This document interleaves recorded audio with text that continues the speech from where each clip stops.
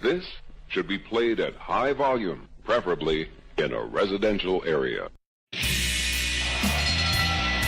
Ladies and gentlemen, it is now time! Oh, no. Oh, yeah! I finished these fights. Give me a hell yeah! Top Rope Nation. Learn to love it! It's the best thing going today. Episode 49 of the Top Rope Nation podcast, back on the air. 1/3 of your hosting crew right here, Ryan Drosty, joining you for your weekly discussion of professional wrestling. And I will get to our other two. We got a little bit of a change on hand this week. So first off, over there in Cleveland, Ohio, back with us, Kyle Ross. Kyle, what's going on tonight? Just living the dream, man. Living the dream. What's the weather like in Cleveland this time of year? Shitty. Snowed today. Actually, it snowed horribly this morning. Got real nice and then snowed again. So your guess is as good as mine. Not that I get to experience it all. I had foot surgery and I just lay on the couch all day. It's over here. We're actually kind of lucky here in Iowa right now. Usually we've got a shit ton of snow at this point, but it's actually almost all melted, so I'm pretty happy about that. So we'll keep that going. And also joining us, Justin Joint not able to make the show this week. He's got a sick kid. Condolences to him. I know how that goes. I know Kyle knows how that goes. And I know our next host knows how that goes. So if you are a longtime listener of the Top Rope Nation podcast, you've heard him here before. He's kind of our de facto substitute host, so you'll be hearing him again in the future. Glad he can join us again tonight from the Empire State himself, Joe Dorian, on hand. Joe, what's going on? Nothing much, man. I'm here. I'm ready to fill in, and just so that no one forgets about Justin, you guys can't see it, but I got the Yankee fitted on in his memory, so I'm ready to fill in. I mean, the best I can fill in for that guy. Hope his kid feels better. Very nice, guys. We gotta talk SmackDown. We are recording this Tuesday night. Came to me. Go ahead. Came to me. It's too bad that we should have Joe put on the blue. Well, that's, I guess, blue blazer mask jokes haven't aged well, but we could just put it on him, and he could pretend that he's Justin, just kind of like Coco Beware did with Owen Hart. Well, the last time I did the podcast back in, I want to say it was like June of last year, because it was right around Money in the Bank. That was when Kyle broke out the heel sunglasses on us. Oh yeah. Hot stuff, Kyle Ross, looking like Eddie Gilbert. Yeah. Yes. That's right. Oh, man, we got a lot to talk about. First half of SmackDown tonight, I didn't know how the show was going to go. I thought we'd probably talk about all the Fabulous Moolah nonsense, but then Shane O'Mac gave us something to talk about. So before we get to that, though, I got to throw this out. Guys, leave us a review on iTunes. Check us out on Stitcher Radio.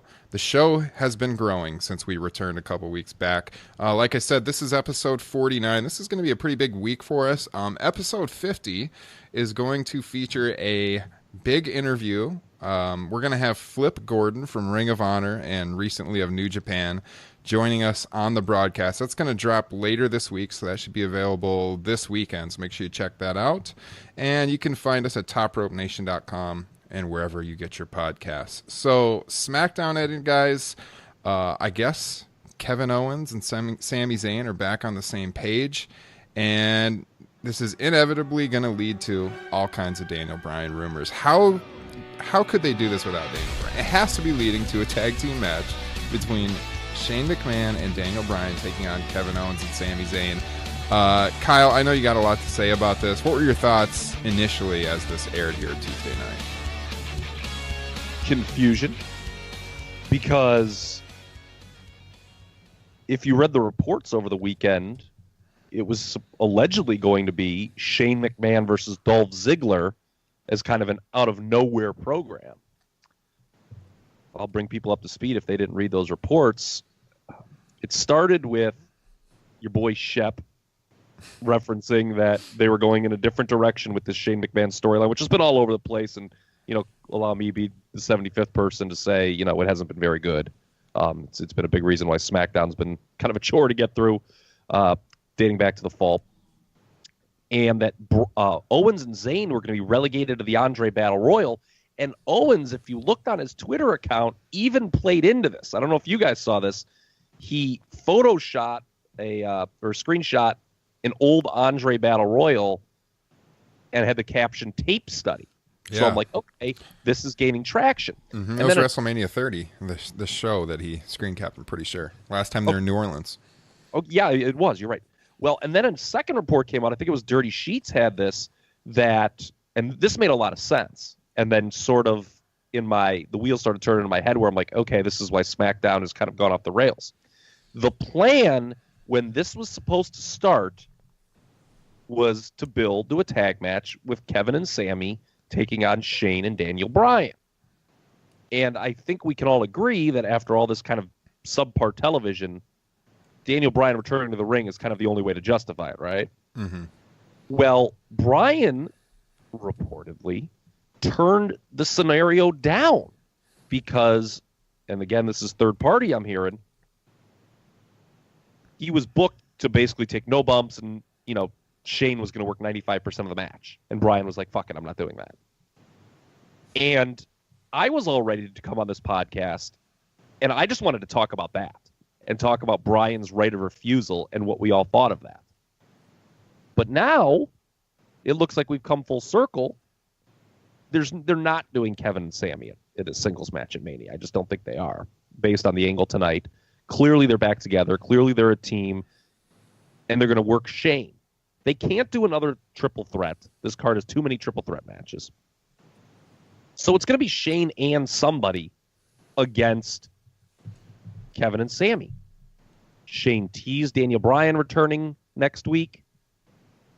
I don't know who on earth it could be if it's not Daniel Bryan. It certainly would be a dud. I mean, what babyface on the roster could it possibly be? I mean, I guess Rusev you could go with, but that would make no sense. Ty Dillinger would be underwhelming, to say the least. So to me, amidst all the confusion, my Twitter feed was full of confusion tonight. I don't know about your guys. When they're like, what's going on? I'm confused. My thought is, as soon as it was a 2-on-1 beatdown, this has got to be leading to Bryan coming back in a tag match in Mania. Yeah. Speaking of who could it be, I just have to throw this out here because I'm scrolling on Twitter right now. I posted a tweet. I posted a tweet saying, this has to be Bryan. And one of the first responses someone threw out on our Twitter page, doubt it. Knowing WWE, it will be Shane and Vince versus KO and Sami. Vince McMahon is 70 years old. Okay, now hold on. That's funny. Somebody tweeted that because everybody's good buddy on Twitter.com, Rovert, claims that was actually the original plan. Was Shane and Vince to be a team against Kevin and Sami. Again, I don't know if that's true, but he's been right about things. Vince tore his hamstring getting into the ring. We can't actually think he's going to wrestle.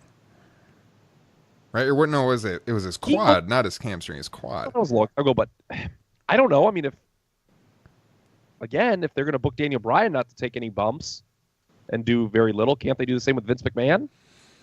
I don't know. I think you lose a little bit of believability if you've got Shane, 50 years old, and a 70-year-old against two of your younger talents on the roster. I agree, but hold on, because this is the question I want to throw to Joe and get him in discussion. Because is Shane? Because it seems to me that they're hell bent on there has to be a Shane McMahon match on WrestleMania.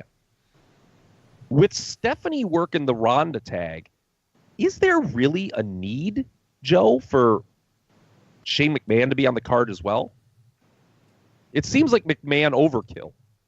Is there a need? No, but are they going to do it? Absolutely. Like Shane McMahon is going to jump into whatever match he's going to jump into, and he's going to have a crazy spot. He's the equivalent of Kofi in the Rumble, where he's going to have a spot somewhere. I don't see. I think Shane McMahon has to be involved in this match, right? I don't see any scenario where it's not Shane and blank versus Kevin Owens and Sami Zayn. At this point, given what they've done in the last, since October of last year at Hell in a Cell and even before that, really, everything has been building to Shane McMahon and blank versus Kevin and Sami. Now, the only thing that has me a little tripped up, like I don't know. I'm kind of with you guys in a sense that like anything other than Daniel Bryan is a colossal failure in terms of the way they've booked this entire thing. If he's not up to do it, I don't know who takes that spot. We can throw out whatever name we want as far as Rusev and Ty Dillinger and all these people, but Daniel Bryan's, it has to be him. And if it's not him, whatever they go with is going to be incredibly underwhelming. I don't see a triple threat. I know, and I partially got worked by this tonight when Sami and Kevin had the little spat, and I'm thinking to myself, I didn't think that was it. I didn't think Fastlane was a split. I just thought it was them going at it, and then tonight they would be fine. And then for a minute, it seemed like they were, they really were gearing up towards an Owens Sami match at WrestleMania. And I said, the match is going to be good if we get that, but shit, how many times, if it's not Daniel Bryan, I don't know what they're doing, but I think it's a lock that Shane is somewhere on this card, and I don't see anywhere else it would be other than right here. Right. The McMahons don't work a match at Mania unless it's a top star, right? Like, there's no way Shane McMahon's working with Ty Dillinger at WrestleMania. No, I just threw it out because literally he's the only singles babyface that isn't programmed into something already that came to mind. Mm-hmm. Yeah. No. I get that for sure. I kind of wanted to illustrate that there is no one else. If right. Ty Dillinger, he's laughable in that spot. So yeah. There is one other person, Kyle. Oh no. This is a guy who wants to work WWE one last time. He hails from Venice Beach, California. Not gonna be bad. God, I thought you were going to say Brad Shepard. Oh God, Brad Shepard might do more buys than Hulk Hogan in this day and age. Stop it. God forbid. Can you guys imagine? Stop it. I'm sorry. I fucked up. I got to throw this out here though because he's not with us tonight. All right, Monday night. Just you guys, if you've been listening to Top Rope Nation, we're all going to WrestleMania. Well, Joe, are you going to WrestleMania, by the way? Unfortunately, I'm not. I'm going to be in Boston that week, actually. I'm taking my first trip ever to Fenway, but... Oh, that's acceptable, I guess. Yeah, borderline. I'm excited about it, but I'd rather be in New Orleans. It'll be easier to go for you next year. That's true. Yeah. 3/4 of us are going to be in New Orleans, maybe all 4 next year in New York. But you guys know, Justin wants more than anything for The Undertaker to wrestle at this show, and we've been talking about it here now a couple weeks. And Monday night, this guy about had a coronary seeing that segment with John Cena and calling out The Undertaker. This is official, right? There's no doubt Cena and Undertaker. Can you imagine? There's no way they don't do it at this point. Yeah. There's no way. Go ahead. Sorry. I was just going to say, can you imagine Justin's reaction if he also gets Daniel Bryan returning to the ring at his first WrestleMania live experience? We're going to have a lot of booze in this guy, is what I'm trying to say, Kyle. That begs the question. It's an interesting point. My God, this card, if Daniel Bryan returns? My God, this card. Wow, is this a strong card on paper? Yeah. If that happens. Yeah, go ahead. No, I've seen tweet. I know you've mentioned a couple times, Ryan. This is one of the biggest cards in a while we're shaping up to have, and you're making those comments without even thinking about Daniel Bryan being involved. If he's in there too, Jesus. Yeah, this is gonna sound kind of strange, but we were talking about this. Myself and Justin and another one of my buddies, my friend Tim, we were out for beers one night, and this was like probably a month ago when we first decided we were going to go to New Orleans. And I actually said to my other buddy that, I don't know. I have a feeling Daniel Bryan still might wrestle at this show, and I'm not trying to sound like Brad Shepard here, like I'm pulling scoops or anything. I'm going to start a tally. I think we're at 3 or 4 now. But I swear to God, I said this because we were trying to convince our third buddy to go with us, and he decided not to go, and he is a huge Bryan fan. So if Bryan does wrestle at this show, I think he's going to be regretting not going. But we talked about it as a possibility, and yeah, I don't see any way this doesn't happen. Hold on. Let me be the wet blanket here, okay? Because it's interesting you brought up Cena Undertaker, and let's compare it to this situation. Cena Undertaker had to happen because John Cena telegraphed it a few weeks ago, before he even went back to SmackDown and worked Fastlane and got involved in the main event for that show. He telegraphed that it'd be him and the Undertaker when he said, "I want the Undertaker," and the crowd went crazy for it. At that point, even if they were like debating the issue, they had to do that match. Based on, there's clearly an appetite for it. It's kind of funny that you meant that Justin's that into it, because I'm sort of actually lukewarm on the match. But whatever, teach his own, and a lot of people are excited for it. Dude, if this happens and Bryan returns, Justin's going to be walking around New Orleans like Ron Jeremy all weekend. But here's my point. They had to do that because there was nothing else for Cena logically to do, and B, he had teased it. And when you don't tease something like that and not deliver. Right. There's no way. There has been no tease, conversely, for Daniel Bryan. So we should not get our hopes. While it seems, it's because it's what we want. And wrestling fans do this sometimes. They see an opportunity for something they want, and then it's like, it has to be this. It has to be this. And yes, given how bad this whole feud has been, I don't see any way to redeem it besides having Daniel Bryan work. But it has not been teased at all. It's not like they've done something on television where Daniel Bryan's like, "Shane, if these two ever go at you and beat you down, I got your back. I don't care what the doctors say. I'm getting in that ring." They've never done anything of the sort. So we're just speculating. I'm going to disagree with you on that, actually. I think they've teased it a little bit. Well, they have. Yeah, not like as directly like he's gonna team with Shane, but they've teased a Bryan comeback, right, in the last few months. They've teased the Bryan comeback, yeah, but there has been nothing but friction between Shane and Daniel Bryan. Right. It seemed like almost they were going in the opposite direction, where, they were going to be on like opposite sides of some program at Mania. Right. Mm-hmm. Yeah, I thought that was the direction, Shane Bryan, for sure. So they will have worked me in that regard. I'm just saying, I think they've teased Bryan getting back in the ring. Like, they've made all these comments about, he's living vicariously through Kevin and Sami. He wants to be cleared more than anything. Like, Shane's mentioned that in promos. Okay. But, yeah. So that's gone back for a while. They've laid like subtle clues here and there, but definitely not that he would team with Shane. That you're right on that. Okay. You can make the case. Oh, sorry. No, go ahead, because I'm taking this in a different direction. All right, I was going to say, you can make the case that they've been teasing a Daniel Bryan comeback since he got into it with The Miz however long ago. Oh, yeah. Because, people were talking about that when it happened. Like, what's the end game for Miz going at Bryan if it's not a match between the two of them? So, yeah, you could make the case that they've been teasing a Daniel Bryan comeback for, 9 months or however long it's been. Well, that's why Talking Smack got canceled, though, is because guys were going off in directions that were not endorsed by the current creative team. R.I.P. Talking Smack. Yeah, it was awesome, and yeah, you watch it. It's really funny. Somebody tweeted this. When was it? I think it was Raw 25, and Miz came out, and him and Bryan have this brief stare down on the ramp. I have no idea what the I think they were introducing past and present commissioners or something on that 25 Raw. And Bryan was out. Yep. Miz came out and he just stared at Bryan. And somebody tweets like, "My God, have they ever? Is there like any match you want to see more than Daniel Bryan versus The Miz in this promotion?" Yeah, he still does the kicks here and there. Yeah. He's still trolling him with the moveset.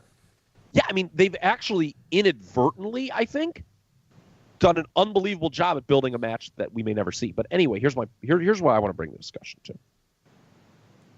Daniel Bryan, the idea of him refusing to do that match based on the notion that it's not going to be a quote-unquote real match for him. What do we think about that? He obviously has the right to do it. You have the right to do anything. But what do we think about that?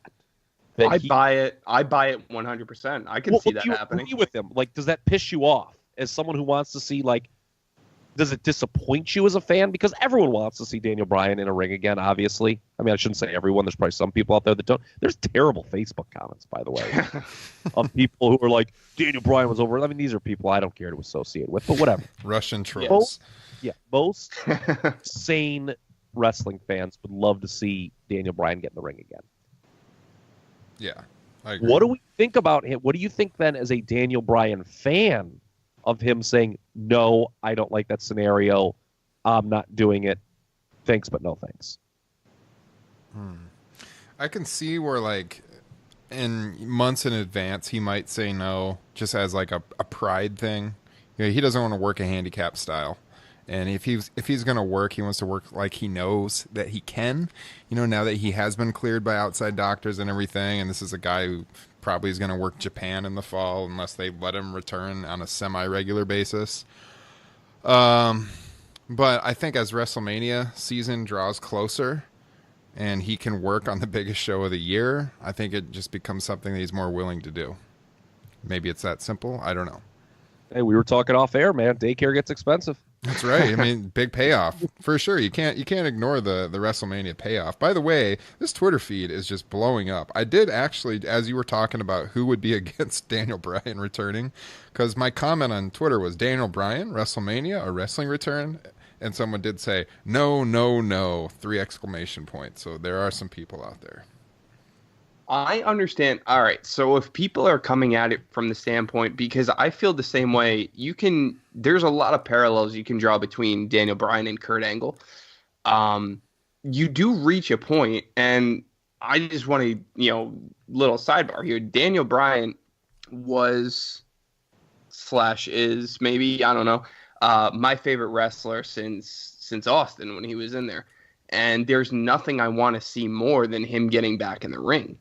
But if people want to say, no, I don't want to see him back in the ring because, if you wanted to take the angle that I don't want to see Daniel Bryan wrestle because it's not going to be enjoyable for me because I'm going to be worried about him the entire time, I can see someone going in that direction.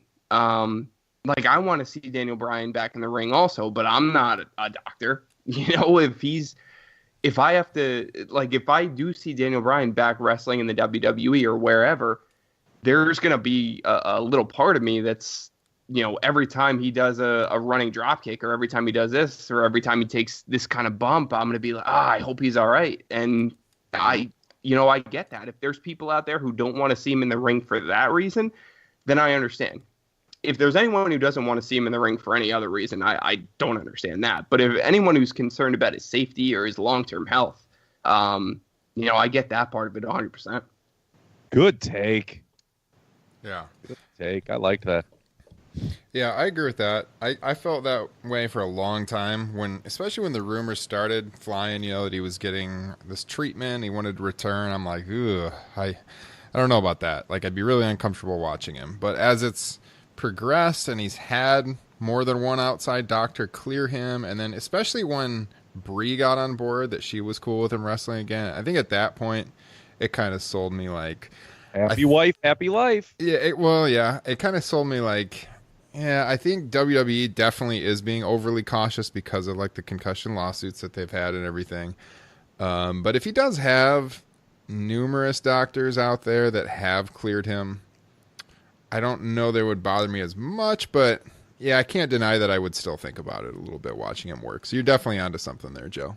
Yeah, I would think about it. I mean, I think about it every time I see Undertaker fight. I think, there's a few guys, maybe not a few because most of them just don't wrestle anymore, but Sting was one of them and we know what happened there. And Undertaker's another one where, I see an Undertaker match and no disrespect to Justin. I feel like Justin probably, He maybe he just wants to see the entrance because I'm with Kyle where it's I'm kind of lukewarm on another Undertaker match too, but being in the crowd live to watch him walk down the ramp and listen to the theme music would be dope.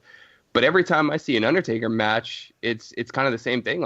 You see pictures of him, posted on this website or this website where he just, he looks like he's 80 years old and there's a part of me when I'm watching an Undertaker match where I'm like, just please, please be okay. I want you to have a good match, but also I want you to be able to walk out by the time you're done here.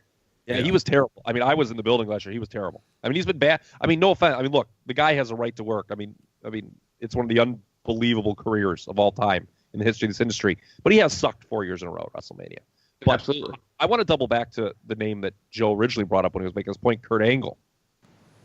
And a match immediately popped in my head under this scenario that we're talking about with Bryan, and that's WrestleMania 19 when he headlined against Lesnar. If you guys remember his neck was fucked 6 ways from Sunday. Oh yeah, he had some like witch doctor do something so he could get in the ring.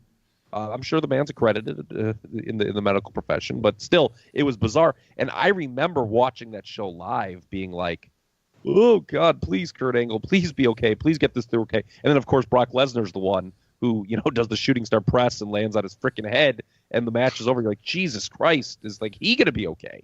Mm-hmm. So yeah, that was uncomfortable to watch. Yeah, there is something to it where it's like, yeah, I want Bryan back in as much as anyone, just as a Daniel Bryan fan, but I do, I want him to be okay, and I don't want to sit and watch a match, but God, please be okay, please be okay. So, maybe working safe is the right move. It's the compromise, at least the first time back. But are you guys cool then if Pert made the decision? If he does make the decision, who knows where it's going, to be like, no, I don't want to wrestle. I don't. Yeah. The scenario.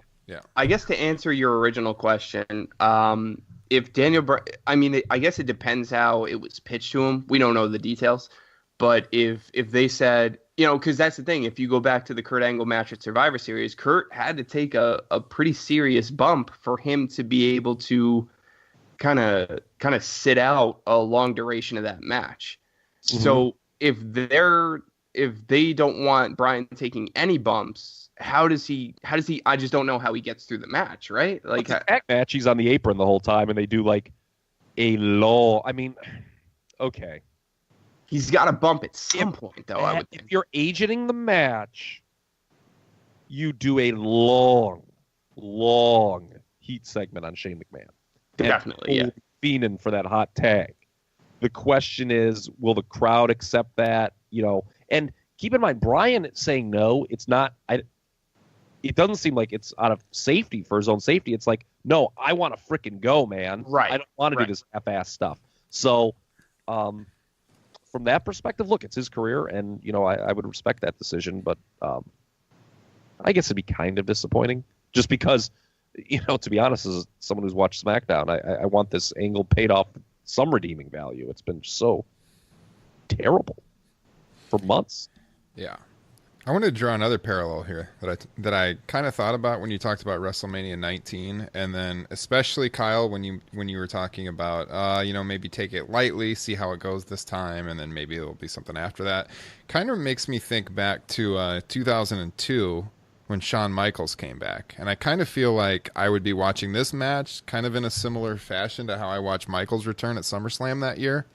Because if you watch wrestling in the late 90s, early 2000s, none of us ever thought in a million years we'd see Shawn Michaels wrestle again because of his back situation. And if you remember the first time he did like anything physical on Raw, I think it was a week or two before SummerSlam in 2002, he like jumped from the ring to the outside and he fell like kind of awkwardly and he didn't really hit the move very well.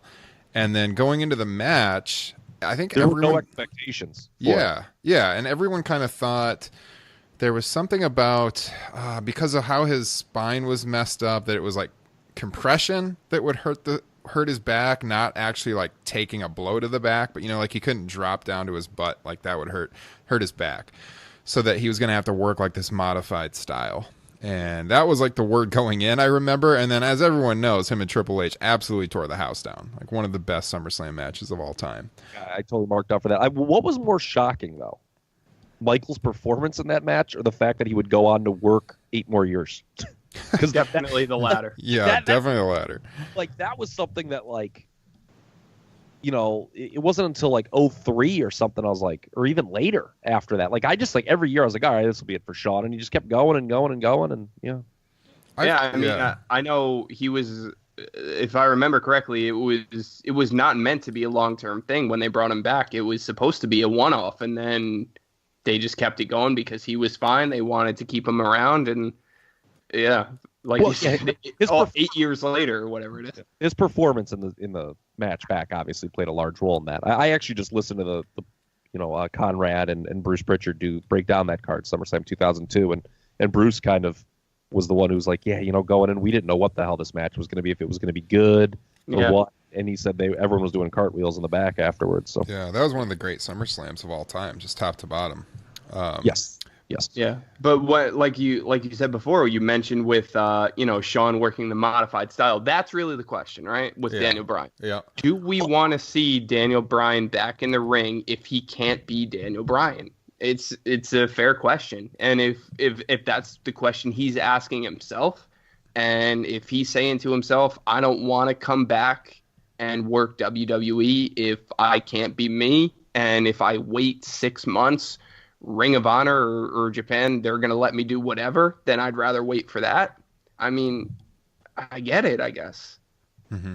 I think it's similar to how Sean kind of learned through that SummerSlam match, and then WWE in return kind of learned like what he could do as he came back, and it was kind of a growing process where he ended up having basically no restrictions, right? Like he worked his old style. He had some of the best matches of his career, and I think people might be surprised to hear me say this, but I think even if Daniel Bryan comes back, I still think Shawn Michaels' return in 2002 was even more unexpected than Daniel Bryan returning to the ring. Like, I thought there was, 1998 to 2002, he was off for 4.5 years. Nobody thought in a million years Shawn Michaels would ever work again.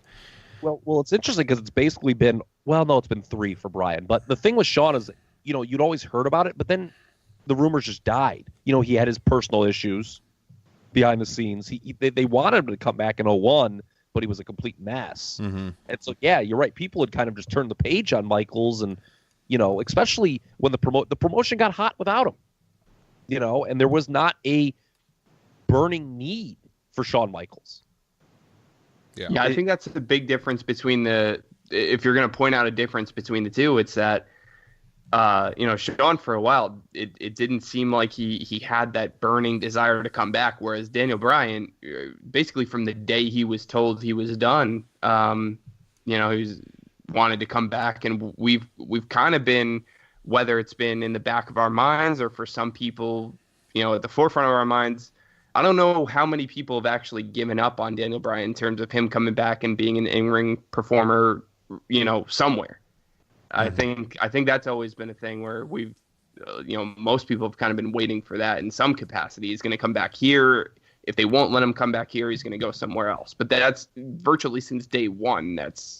I don't know if anyone has really believed that we'd never see him wrestle again anywhere.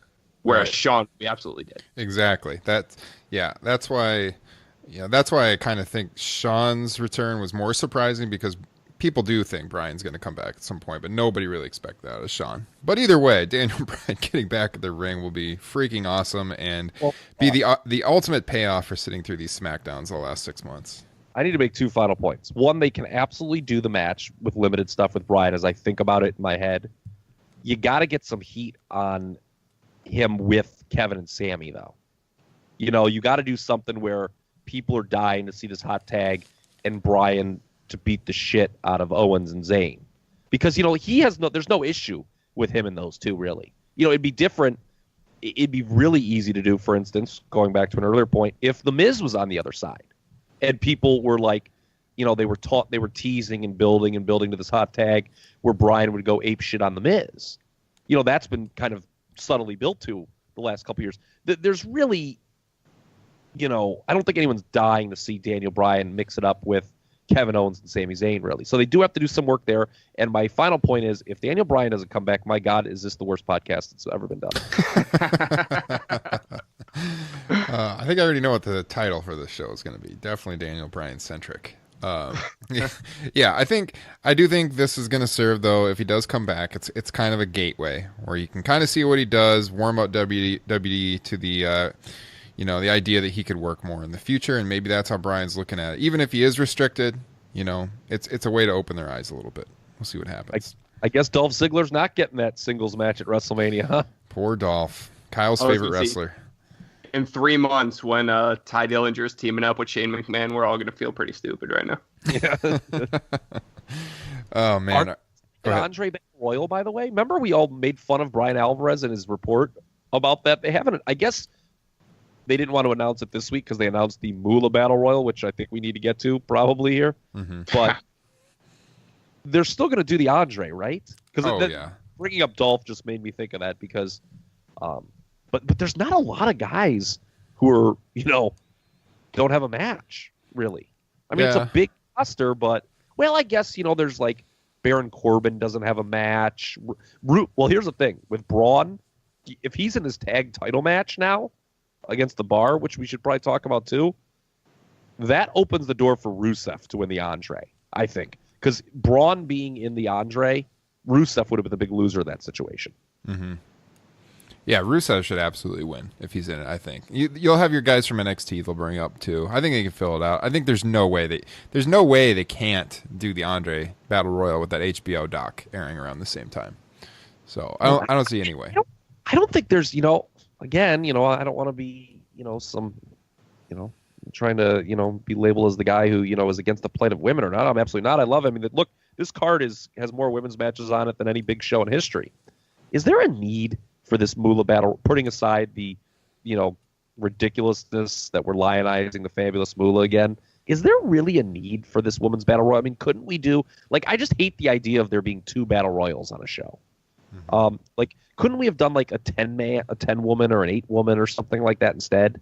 I mean, how many women are there really left?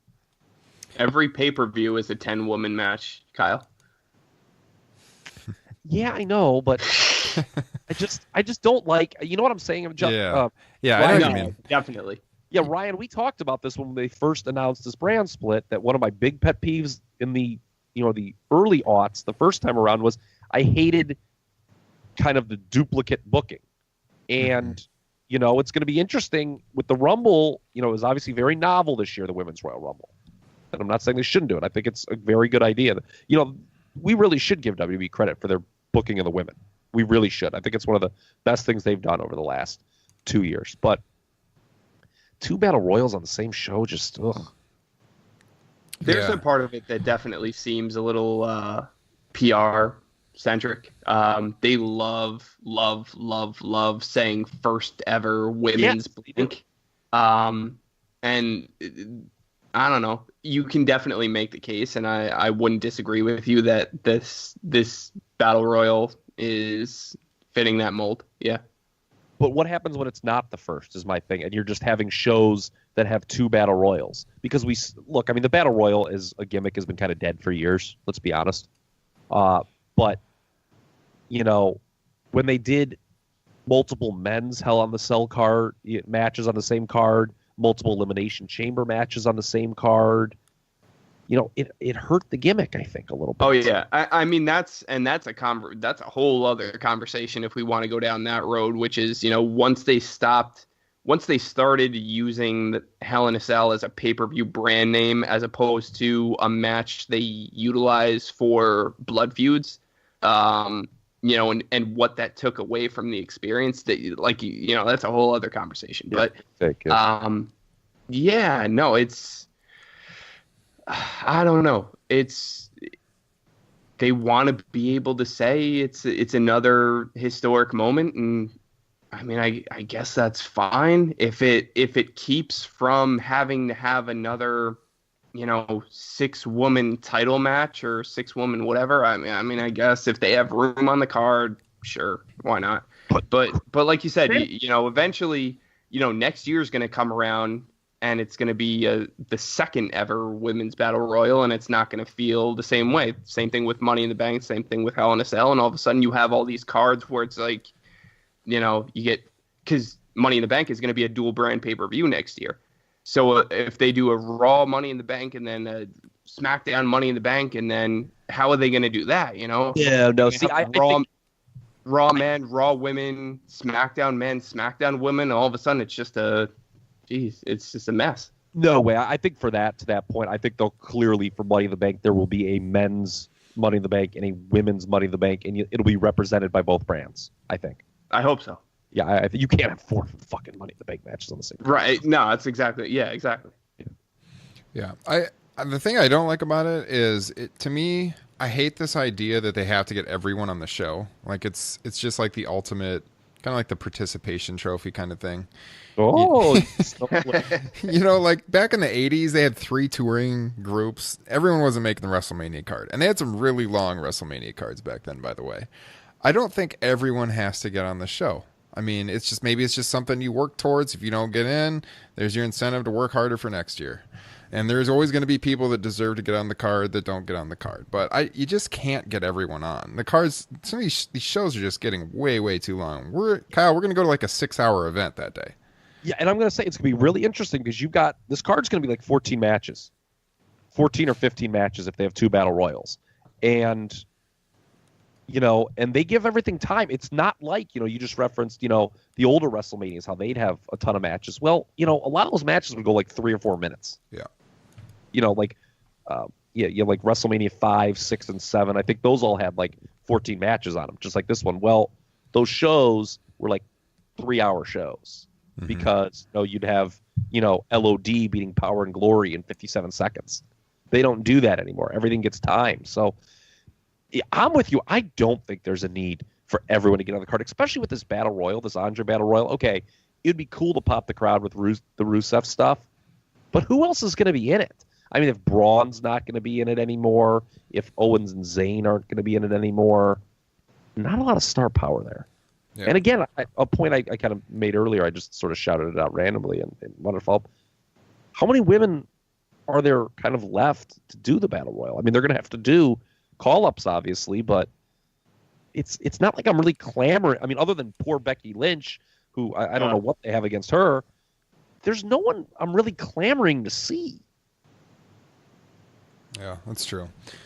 I did want to hit on a point you made, Kyle, though, about giving them credit for what they've done with the women, because we're probably not going to talk much about Fastlane tonight, but that moment in Fastlane where Asuka and Charlotte faced off, that was the biggest pop of the night, in my opinion, watching the show. I wasn't there in Columbus, but it seemed like it was the biggest moment of the night.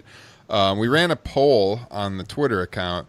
Which match are you more excited for at WrestleMania? Asuka Charlotte or Reigns Lesnar? Had 158 votes, and 85% of the voters said Asuka Charlotte.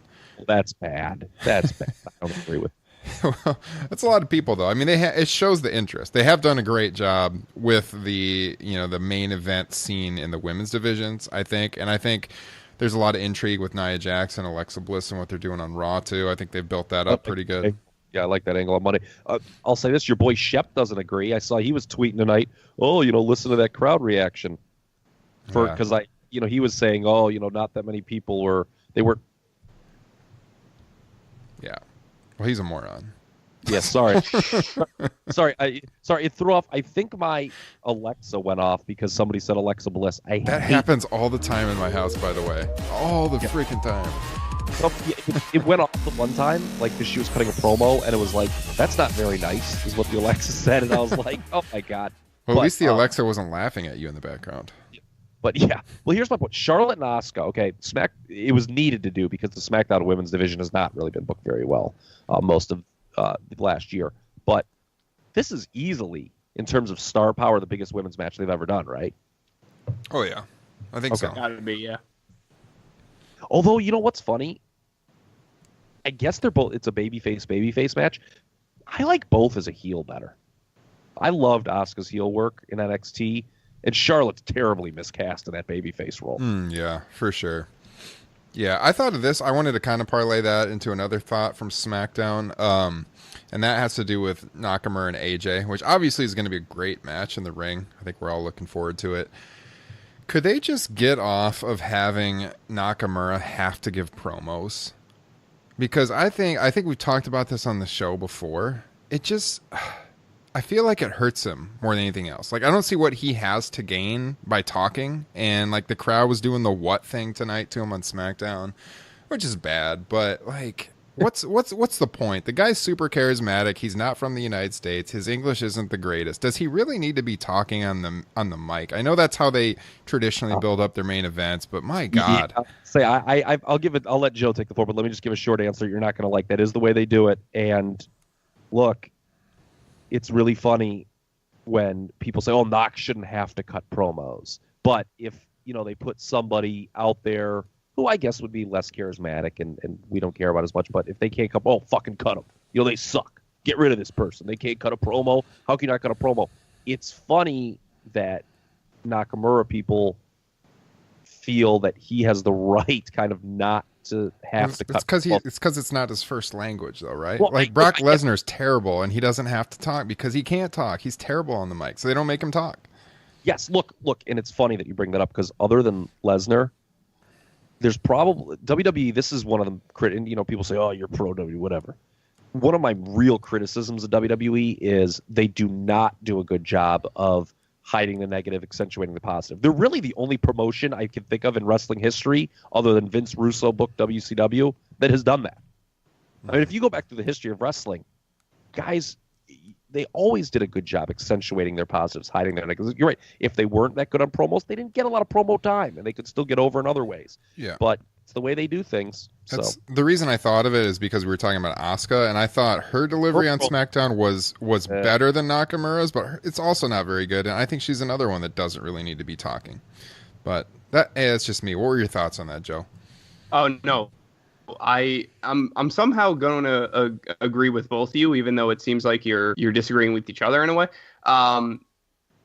Nakamura, like you said, it's basic leadership skills is putting your people in a position to succeed, and like Kyle said, accentuating the positives and kind of doing what you can to hide the negatives.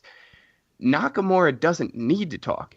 If you watch SmackDown tonight and you saw how the end of the Styles-Rusev match played out, where Styles was taking the 2-on-1 beatdown, Nakamura he didn't sprint into the ring. He didn't jump up out of his chair on the commentary table.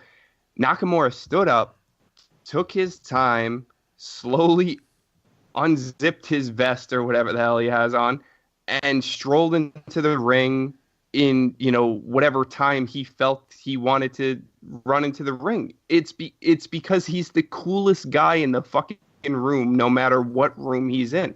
He doesn't need to talk because his body language and just the way he carries himself is enough.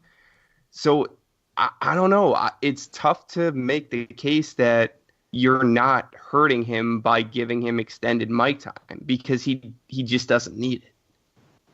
Yeah, 100% agree. 100% I think, and he's not alone, by the way. I think there's a lot of folks that get hung out to dry in these long promo segments, unless if you're, The Miz or, I don't know, somebody else, or John Cena.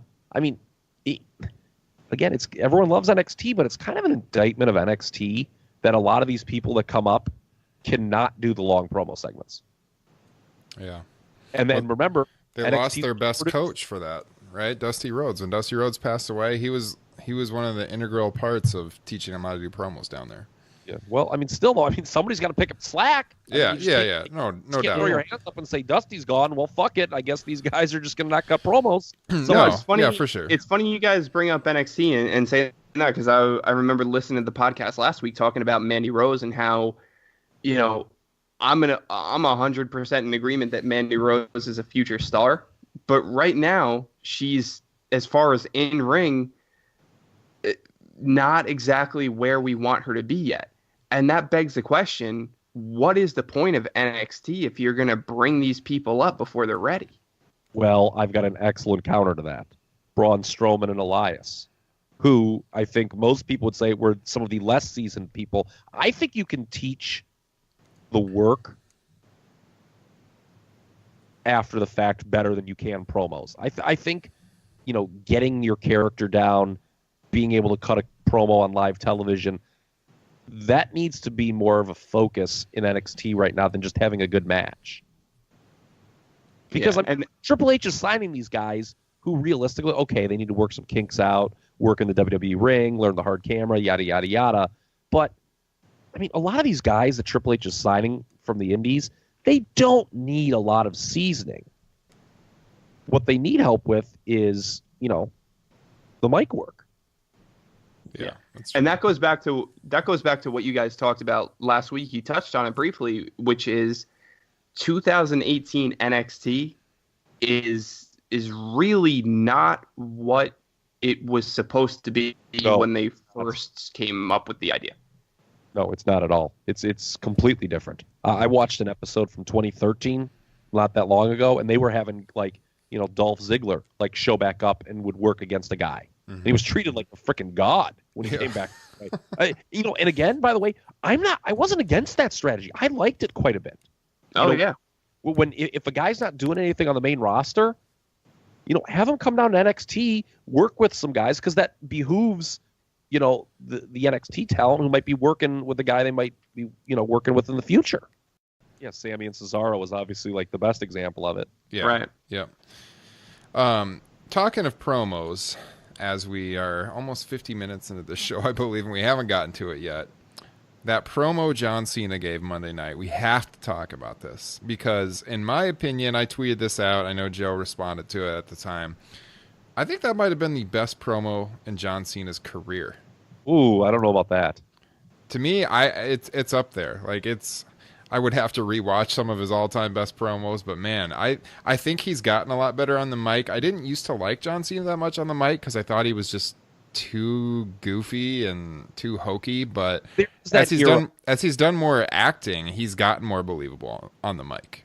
See, I didn't like the beginning part of that promo when he was talking about, I'm just going as a fan this year. It's like nobody fucking believes this. Yeah, but when he went out in the crowd, actually, if you've watched Total Divas, John Cena is a germaphobe, and when he took a drink out of that guy's beer, that must have taken everything out of him to do that. I was thoroughly impressed from that. I did not like when he tried leading a "This is awesome" chant. That was kind of cringeworthy for me. But I'll say this: once he turned to the Undertaker, once he pivoted, I mean, yeah, it was a complete home run. Joe, I know you like that promo a lot. I am all the way here for psychotic John Cena. John Cena, who is panicking because he doesn't have a match, so he's talking about going into the crowd and just get it. The most relatable John Cena has ever been for his entire career is, I'm just going to get wasted and sit in the crowd for WrestleMania. That's the most I've been able to relate to John Cena in my entire life. So true. He was Ross Geller in the Friends episode where he's making margaritas even though Joey's dating Rachel, and he's like, everything is fine, don't worry. Like, he's losing his mind clearly. But I'm all the way in. I'm all the way in on John Cena being, he knows he's over the hill, but he's trying to talk himself out of it. And, I don't have a path to WrestleMania, but that's fine. I don't even care if I'm not in WrestleMania. I'll sit in the crowd also I'm going to challenge the fucking Undertaker. He's a maniac right now. I'm all in on this version of John Cena. Would the promo have been better had he not teased the Undertaker previously? I'm talking about the one that just happened Monday night. Maybe. Yeah. If it would have been more because I feel that everyone was sort of just waiting for him to say, screw this, I'm challenging the Undertaker. Had he not thrown that carrot out 2 weeks ago or whatever, and he did that same promo and then threw out the challenge to the Undertaker, I mean, my God. Yeah, you can definitely make that case because I think everyone, while he was going through his spiel, was waiting for him to get to that point where he was going to bring up Undertaker again. Yeah, for sure. Yeah, all I know is that promo got me super amped, not just because I'm going to the show, but I haven't always been the biggest John Cena fan personally. I really respect his career. I think he's one of the top 10 WWE stars of all time, and I've always thought he was a really good wrestler, puts on great matches, but I just never really got into the character that much watching it. I was one of those people in the mid-2000s, that kind of, the whole Super Cena stuff, I was getting sick of it, wanted him to turn heel. But Monday night, man, I was jacked after watching that. I just thought it was so tremendous, and I am really looking forward to him wrestling a 50-plus-year-old Undertaker, and I'll leave it at that. He sold me on the match. Can I ask you guys a Cena question? Have we gotten to the point now where when he comes out and the crowd does John Cena sucks, or is that basically the Kurt Angle you suck where? Oh yeah. If Cena sucks, you're an idiot. Period. Point blank. You're just dumb. Everyone chanting that. Everyone chanting that is doing that, in as a term, affectionately at this point, right? There's no way that all those people still hate John Cena. I mean, there's still there are some, I'm sure, but it's just, I think it's very Pavlovian. I think there's a lot of Pavlovian stuff among WWE crowds, which is why when people are like, listen to this crowd tonight, listen to what they were doing. Yeah, you got to pump the brakes on that stuff sometimes, Yeah. WWE has had an interesting, you talk about a podcast that we could go on and on about. I mean, WWE and its interpretation of the hardcore fan base reaction. I mean, my God. I mean, the times that they should have listened and didn't, the times they did listen and it bit them in the ass, Hulk Hogan. But, I mean, that's just, that would take too long, I guess, to talk about in the few minutes we have. And I'd rather talk about the Fabulous Moolah, and Pip ain't easy. Yeah, look, with John Cena, though, there is some parallels with Roman. Obviously, Roman is not as good on the mic as Cena was when Cena was beginning to be pushed, but Roman has some awesome matches, and anyone who has always been on the Cena hating bandwagon that they think he sucks and they're actually thinking he sucks when they chant that, they're way off base. I will say he does have one of the worst STFs in the history of pro wrestling, but it's still horrible. But overall, man, this guy has 4+ star matches year after year after year after year, and there's no way you can't respect the guy at this point and think he's one of the greatest of all time. Maybe I haven't liked the way the character's been booked his whole career, but I gotta admire the guy's career. And I think Reigns, yes, he's having awesome matches, and maybe he might even be having better matches than Cena was at this point in his career. He's a great TV worker. He had a great year of television matches in 2017. Roman Reigns. Yeah. We're all going to miss Cena when he's gone. Everyone. Oh, yeah, no doubt. We're getting to that point now where his appearances are becoming more rare, and even the people that didn't like him got to be happy when he comes back. I would think so. Yeah, you got to be. Yeah. WWE is more interesting when he's around. For sure. So let's end on this Moolah story, guys, because I know Kyle's got some thoughts. He's kind of like our big-time historian on the show. I know he probably knows a lot of the all the innuendo on the Fabulous Moolah and all the accusations against her. What a tone-deaf move by the WWE to name the Battle Royal after the Fabulous Moolah in this day and age with what's been going on with women, on social media and in real life and politics and everything. And they're obviously not pivoting on this because they pumped it again on SmackDown tonight. Played that same cringeworthy video package. Cringeworthy is a great term to describe it. It is cringeworthy. And terrible. The worst is, when they called the tournament the Mae Young Classic last year, David Bixen's man brought this up. It really seemed that they had pivoted away from Moolah. Yeah. But, look, here's the thing. We're all wrestling fans, right? I mean, okay, that goes without saying. The fandom of this industry comes, there's certain things that are not awesome about it. And that's true for anything, but like this industry in particular has its demons. I mean, they've got a Warrior Award, and the Ultimate Warrior made some of the most homophobic remarks I have ever heard in a public place, not more than 10 years before his death. Okay, that's terrible.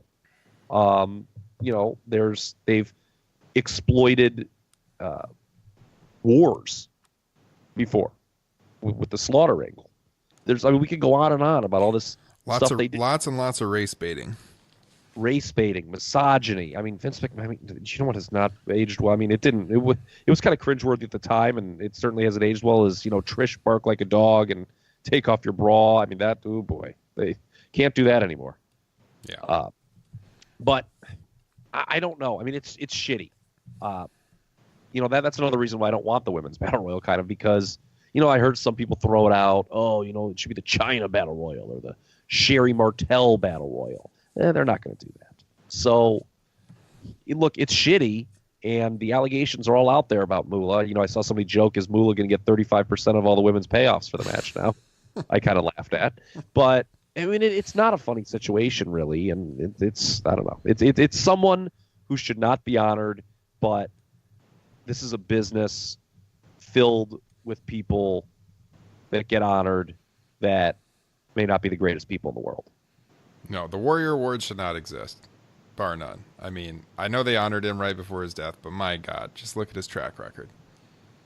It's awkward. It's really awkward to see. If there's no way some of the people they bring out there in the ring to honor with the Warrior Award and the publicity with that, if they knew some of the things this guy said, they would not be associated with them. And yeah, with the Moolah thing, isn't there's a point in the video where someone says something like pioneer of women's rights or something, and I'm like, oh my God.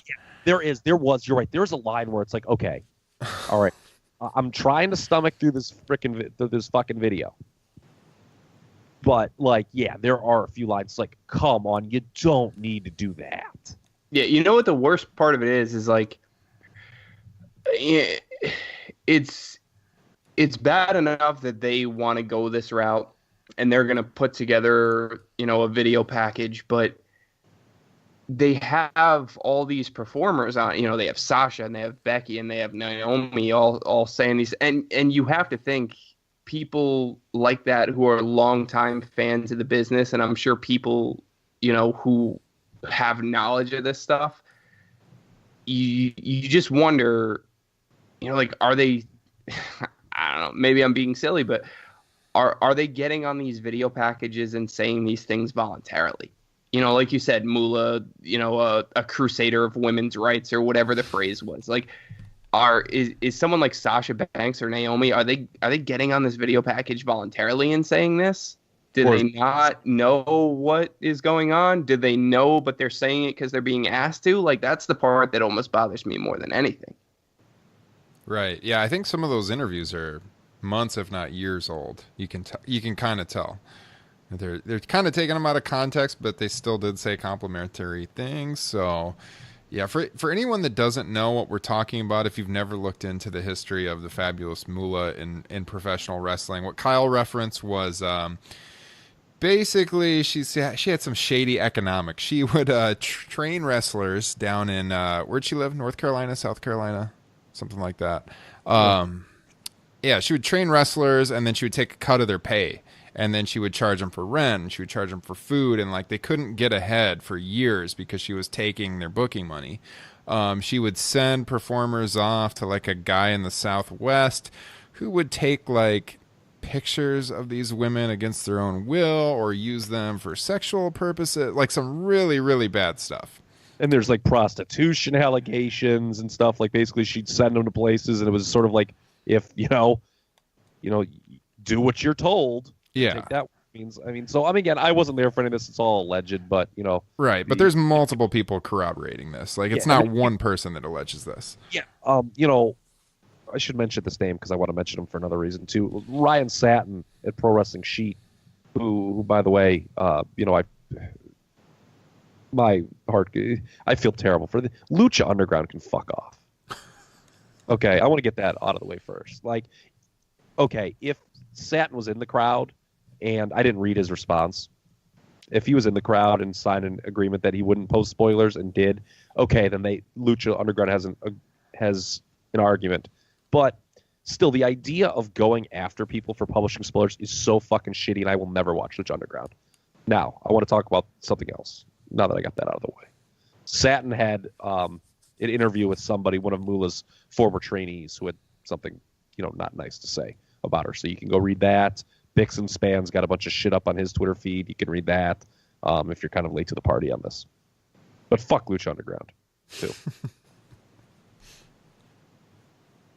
Well said. I mean, as long as we're going that route, fuck Moolah and fuck Ultimate Warrior. Yeah. What a show, you guys. On that note, guys, I think we're gonna wrap it up. This has been a hell of a show. Love with all my heart and soul, though. I definitely want to thank my co-hosts, Joe and Kyle, for being here with us. Joe, it's good to have you back on. We'll definitely get you on real soon again. Love you too, Joe. So Just glad like to be here. WrestleMania. So glad to be here. Anytime you guys need me, I'm around. All I'm doing is rewatching The Wire for the 4th time. So let me know next time you need me. Love it. And of course, you're listening through the Top Rope Press, or the Top Rope Nation archive, I should say, because that's what everyone should be doing. Check it out. iTunes, Stitcher Radio. We're on Spotify now. You can find us on the Google Play Store, topropenation.com. And like I said earlier, check out episode 50 this weekend. We'll have an exclusive interview with Flip Gordon from Ring of Honor. He wrestled New Japan a couple weeks ago. And if you watch Being the Elite on YouTube, he's kind of had this ongoing storyline where he's trying to get booked on the big All-In show with the Young Bucks and Cody Rhodes and Kenny Omega. So we will certainly address that on the show this week. So tune in for the Flip Gordon interview, and then we will catch you with episode 51 next week. Have a good week. Peace.